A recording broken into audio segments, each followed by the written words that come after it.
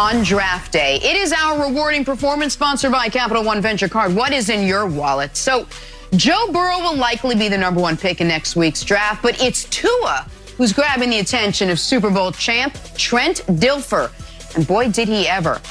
I don't think Tua gets enough credit, Dilfer said, so let's use cars, engines as an example. Joe Burrow's a luxury sedan. He has a lot of horsepower, but if you've ever driven a luxury sedan, there's a lag. When you press on the gas, it goes, okay, all right, now it's time to go. See, there's a little pause there. It's a great thing to have. He's an A8 Audi. Tua is a Maserati. Tua, when you just barely touch on the gas, you get jolted. There's that torque that those engines have. He's got such immediate power. He doesn't have to gather into his power. There's no lag. He can tap into it, whether it's his feet or his arm immediately. I think he is the single best prospect I have ever seen. Wow. Strong words out of Trent Dilfer. Nick, you've been on this corner all along. This is exactly where you are telling people they should have gone Tua over Joe Burrow. Do you think the Bengals will ultimately regret taking Burrow over Tua? Oh, I think they will, but first of all, let me say this. Thank you, Trent Dilfer. I feel like I've been a man on an island for the last few months, not anti-Burrow, because I'm not anti-Burrow, but just so pro-Tua that I think he's the pick at 1. And hearing Trent Dilfer say he's the best prospect he's ever seen is somewhat validating for me. But the fact of the matter is Cincinnati is going to take Joe Burrow. We know that. But if we are to take Trent Dilfer's analogy to its furthest logical conclusion, Cincinnati is not going to be the team that makes the biggest mistake here. Yes, they'd be passing on a Maserati, but at least they still have an Audi A8. It's Washington who would be passing on a Maserati because they've got a used Corolla that they don't want to get rid of, right? Like, we look at this only through the lens of Cincinnati. But if Trent Dilfer's right, then why would Washington not take Tua Tagovailoa at 2? Think about the options here. If they take him at 2 and let him sit a year, as some of the medical experts think he should or would be best for him, you have Dwayne Haskins there. Dwayne Haskins is either good or he's bad. If Haskins is good, then you will be able to trade him for exactly what you used to draft him, a mid-first-round pick. If he's bad, well, then, yeah, you wasted that first-round pick, and you're not going to be able to trade him for anything or much of anything. But then you are thrilled you have Tua Tagovailoa.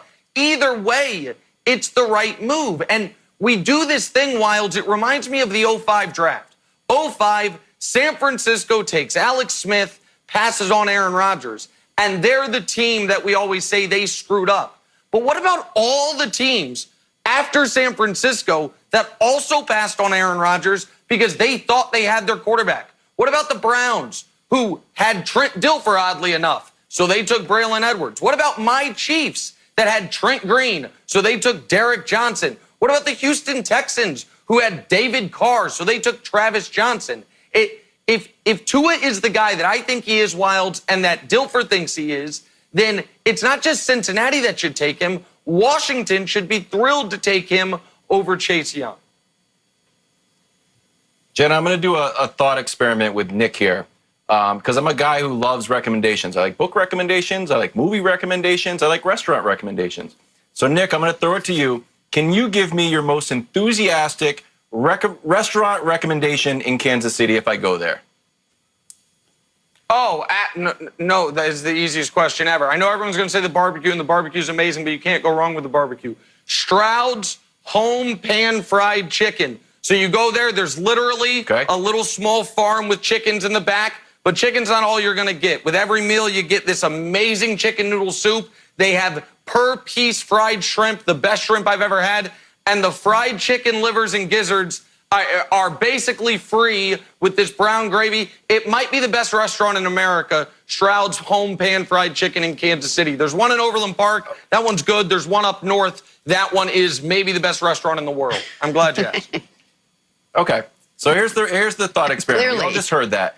Wouldn't it be weird if I was just like, nah, I'm going to go another way? Thanks for that. Best restaurant in America? I'm going to go a different way. That's what Trent Dilfer is telling us right now. If we could put up the quotes that he is saying about Tua, I don't know how, if you trust Trent Dilfer, and I do, that you can't go wrong on this. Here's quote number 1. The single best prospect I've ever studied in my years of doing it. Okay, sounds good. It gets better. Quote number 2. Whoever gets him wins the draft because you're getting a Hall of Fame player. All right. Quote number 3. He's a 1%er human being. Talent, leader, anything you want to say, he's a 1%er. Jenna, I trust Trent Dilfer. He's a Super Bowl champion, and he knows what he's talking about. I think that teams are making a huge mistake if they don't listen to Trent Dilfer and try to get Tua. Coach, one of the things that Trent was talking about was how much Tua offers, not just on the field, but off the field as well. You've been through this draft process already as a coach. How much weight do you place on the intangibles, the football knowledge, the leadership, you know, his presence in an interview? How much weight do you place on that? Because that's where Tua, at least according to Trent, is really, really shining. Yeah, I placed a ton of weight on that. I just need to respond to it to a couple of things. I really like Trent Dilfer, but he's not afraid of hyperbole. And if you think that he is the single authority on quarterbacks, then yeah, you should go with what he says. When I listen to Nick, you're talking about the Kroll in Washington, but last year at this time, you really liked that player. You thought he was more in line with the Audi A8 or the Maserati, and to get to the Maserati analogy, those cars are great if you're on the Autobahn. And really, Alabama is like being on the Autobahn, but they're not as good in LA traffic, and they tend to break down a lot, and those are chances that you take. So it's hard to say definitively one guy is going to, you know, be a future Hall of Famer.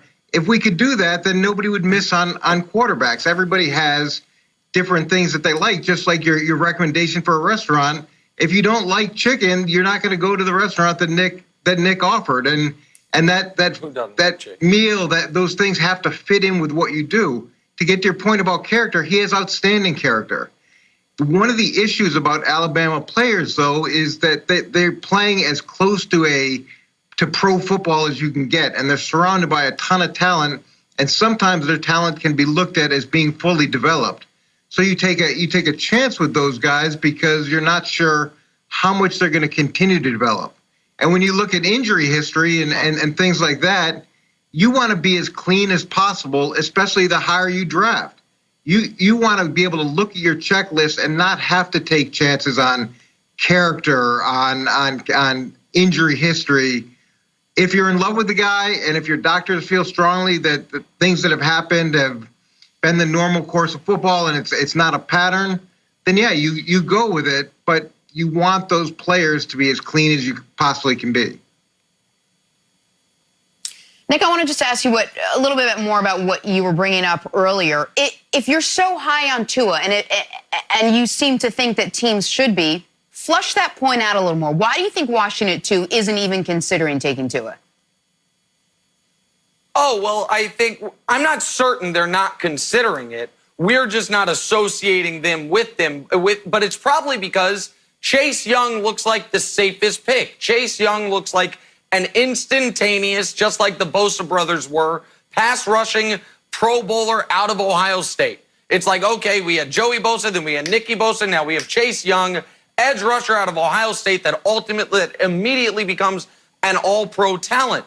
But the fact of the matter is, you go back through every draft in recent NFL history, or even further than recent NFL history, if you had the benefit of hindsight, you know who would go at the top of every draft where there is a franchise quarterback? The franchise quarterbacks. In 2018, as good as Derwin James, Minkah Fitzpatrick, Christian McCaffrey, or Quentin Nelson, Saquon Barkley were in that draft, you had to do it over again. Lamar goes number 1. 2017, even if you love Christian McCaffrey, even if you love Myles Garrett, TJ Watt, Jamal Adams, it goes Mahomes, then Deshaun. And so if there is a franchise quarterback, the only way to get value at 2 is to take him. And I just want to kick it back to Coach because Coach made a good point. Coach, you're absolutely right. I was very high on Haskins, and I still actually am not selling my Dwayne Haskins stock. So maybe the Corolla analogy was a little unfair. But if Haskins is the player that I thought he was, he still, to me, doesn't have the ceiling that Tua does.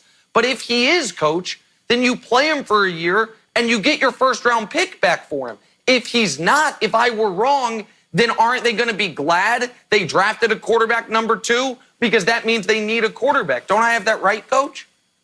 Nick, you're absolutely right in the sense that if you believe that the quarterback prospect is going to be your franchise quarterback and you have uncertainty with the guy that you currently have, you have to go get that guy. You have to take the chance on the quarterback because it changes the trajectory of the organization. It changes the trajectory of the team, and it's something you have to do. You need a conviction. You need to have a conviction, and you need those guys to be as clean as you possibly can. And you also need to have some sort of conviction on the guy that you have in the building. And I don't know if at this point Washington can say they do